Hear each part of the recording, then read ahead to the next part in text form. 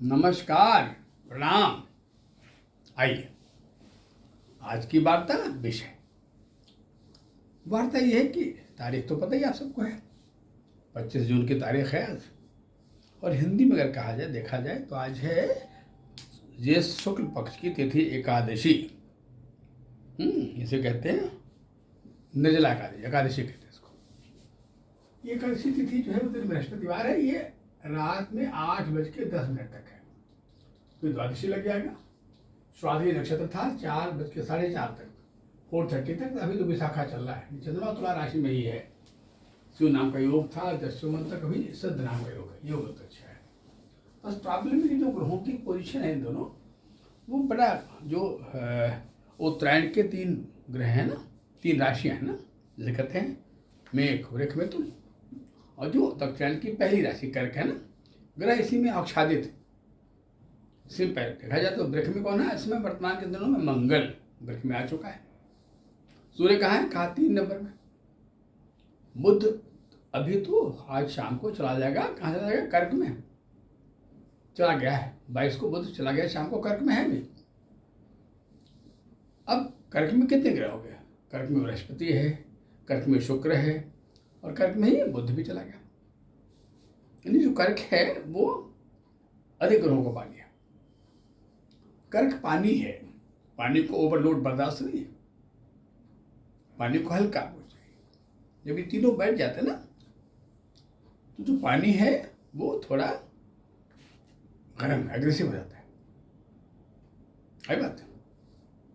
अब इनकी एग्रेसिव उससे नहीं, बड़ा दूर अकेले चला ना, वो मीन राशि में है, अकेला शनि है, आइसोलेट। उसके सहयोगी उससे दूर है, बुध भी दूर है, शुक्र भी दूर है। तो जो वर्तमान समय है चल रहा है वो एक बड़ा मनुष्यों के मन में बड़ा आंदोलनकारी, एक बड़ा उद्वेलपूर्ण कहा जाएगा। आगे दुर्घटनाएं बढ़ जाती हैं, आग लगना शुरू हो जाता है। ये घटनाएं इधर चल ही रही हैं और अभी चलेंगी। कब तक चलेंगे? जब तक जुलाई का फर्स्ट वीक में खत्म हो जाए, 4-5 जुलाई तक। खैर धीरे कम हो जाएगा, और नहीं है, बड़ा आकस्मिक और बिना किसी संभावना के भय रहता है। कहीं भूकंप ना आ जाए, कहीं आकाशीय बिजली न गिर जाए, कहीं कोई व्याघात न हो जाए, क्योंकि ये मनुष्य मन को विक्षिप्त कर देता है। एक मूर्छा में व्यक्ति गुजरता है। जिनका कॉन्स्टिट्यूशन थोड़ा स्ट्रांग होता है उनका तो ठीक है, लेकिन जिनका कॉन्स्टिट्यूशन एक कमजोर हो, या जो मन से थोड़ा बीमार पैदा हुए, जिनका स्नायुमंडल बड़ा इंपल्सिव सेंसिटिव है, पानी से आंदोलित है, उनकी परिस्थितियां बिगड़ जाती हैं, मनोरोग बढ़ जाते हैं, और ऐसी घटनाओं का जन्म होता है। खैर, दूसरे अर्थ की सुरक्षा बढ़ जाती है। एनी हाउ अर्थ कमाए रहे, अर्थ की प्राप्ति हो, इसमें जो व्याकुल मन है वो उसके अन्य चीज़ों का ध्यान नहीं रखता है, उसके प्रबंधन का, उसकी सुरक्षा का ध्यान नहीं रखता है, और ऐसी गलतियां हो जाती। आइए, आज एक बड़ा महत्वपूर्ण विषय है। आज का जो विषय वो एक बच्चे का जन्म है। बच्चे का जन्म है कब? अभी जल्दी। ये जन्म बच्चे का है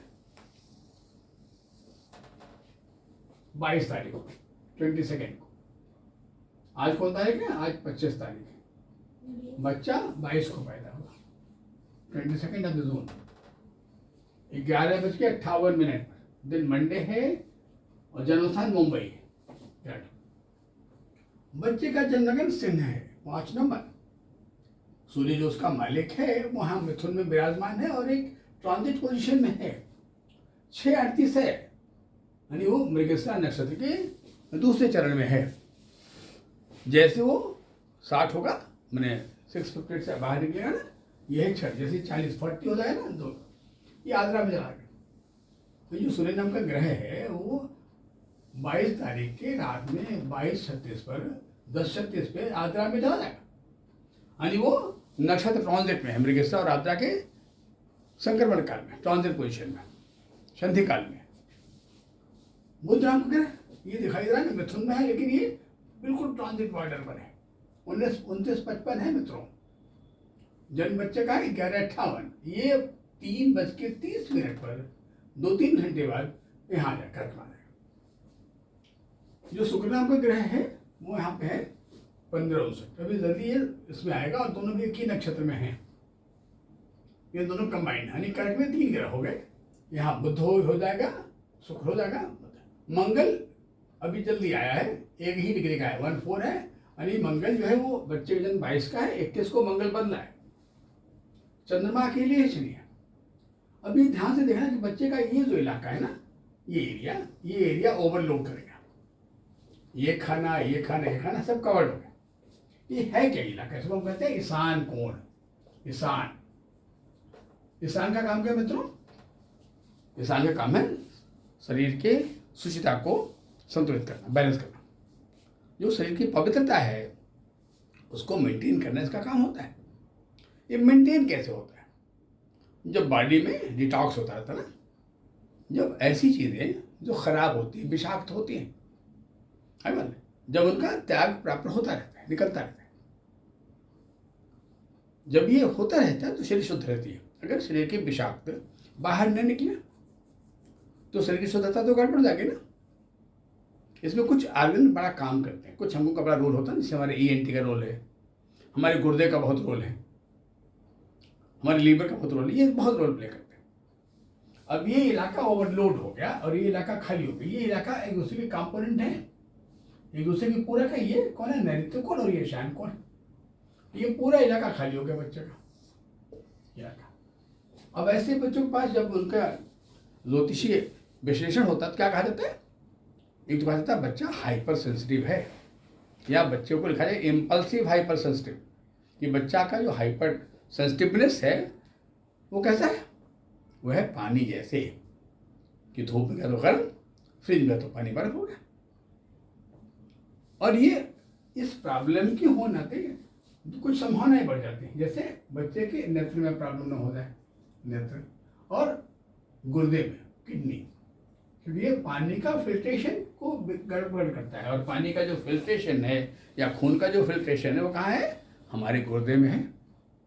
यही ये फिल्टर करता है, यही वो छननी है जो छान देता है। और डिटॉक्स के पेशाब से बहुत सारी वेस्टेज गंदगियाँ निकल जाती है। ये थोड़ा प्रॉब्लम है। और अभी तो बच्चा बहुत छोटा है, अभी तो ये बच्चा गर्ल है और ये बच्चा कैसा था? 22 को पैदा हुआ, आज 25 तारीख है, तो बच्चे को 2-3 दिन ही तो हुआ भाई। पर हाँ, वहाँ डायग्नोज हुआ कि बच्चे की किडनी में कुछ इन्फेक्शन है, संक्रमण है। अब 2 दिन के बच्चों को, 1 दिन के बच्चों को किडनी में इन्फेक्शन होता है, सरप्राइजिंग। पर ऐसा होता क्या है? ऐसे केस पहले भी आए हैं, को बाद में समझाएंगे, लेकिन आज इस पर हम डिस्कस कर लें। ऐसा क्यों होता है कि बच्चा पैदा हुआ, उसका लीवर खराब है, किडनी में इन्फेक्शन हो गया, या बॉडी और आर्गन उससे अफेक्टेड हो गए? इसके लिए माता पिता कुंडली का देखना बड़ा अनिवार्य होता है। आइए हम बच्चे के माता पिता की जन्म पत्री भी देख रहे हैं, सामने है, बता रहे हैं। जो बच्चे की माँ की जन्म पत्री है वह है, बच्चे की माँ का जो जन्म कब है? 11 अगस्त 1991, 3:43 गोरखपुर में दिन था, संडे। ये माँ की जन्म पत्री है। ये वर्षा 11 अगस्त में वर्षा ऋतु है, रेनी सीजन है, ये वर्षा है। और कुंडली का जो ये इलाका है, ऊपर का जो इलाका है ना, ये पूरा जगह भरा हुआ है। अकेले जो शनि है वो नीचे के इलाके में, शनि दूर है, लेकिन शनि जब दूर है तो अपने एसोसिएट से दूर चला गया, मैंने शनि यहाँ आइसोलेटेड है, बाकी इलाका भरा हुआ ऊपर का। यानी माँ की कुंडली को देखते हुए माँ को अति संवेदनशील कहा जाएगा, या माँ के हार्मोन बड़े गर्म कह देंगे। वर्षा ऋतु एक गर्म सीजन होता है जो फीमेल बॉडी में उनके हार्मोन को बड़ा अग्रेसिव कर देता है। और यहाँ जो नक्षत्र है, यहाँ जो जिन संक्रांति वगैरह, उसमें कर्क और 4 और 5 है। ये दोनों वर्षा की संक्रांतियां हैं, 4 नंबर और 5 नंबर। अभी बड़े गर्म है। सूर्य कहाँ है? 24 डिग्री का है बात, कहाँ है? पूर्वा फाल्गुनी नक्षत्र में। बुध कहाँ है? बृहस्पति कहाँ है? 29-14 है, ये अंतिम है, क्योंकि इसमें आता है ना पुनर्वसु, पुष, अश्लेषा। ये अश्लेषा नक्षत्र का हो गया, है बात, ये भी अश्लेषा का ही है। शुक्र जो 11:49 डिग्री पर 11:49 सेकंड में ना, यानी ये मघा नक्षत्र में ही है। जो मंगल वो 22-40, मंगल कहाँ है भैया? पूर्वा फाल्गुनी बड़ा गर्म नक्षत्र होता है। एक तो सिंह राशि बहुत गर्म है, पूर्वा फाल्गुनी मिल गया। चंद्रमा सिंह राशि में मघा नक्षत्र, मघा भी बड़ा गर्म होता है। बुध उसी राशि में 11:46 यानी मघा के चौथे चरण में। यानी जो 5 नंबर है उसमें 4 ग्रह हैं। कौन कौन है? शुक्र है, चंद्रमा है, मंगल है, बुध है। यानी इसका मतलब माँ का जो कॉन्स्टिट्यूशन है उसको गर्म कॉन्स्टिट्यूशन कहा जाएगा। और जब कॉन्स्टिट्यूशन गर्म होगा, हार्मोन गर्म होंगे, तो जो ओवरियन बेल्ट होगा ना, जो नीचे का इलाका होता है ना, जहाँ यूट्रस है, ओवरी है ना, वहाँ गर्मी बहुत ज़्यादा होगी, वो बेल्ट बड़ा गर्म कहा जाएगा। और बच्चा 9 महीने तो माँ के पेट में ही रहता है, वही व्यतीत करते हैं।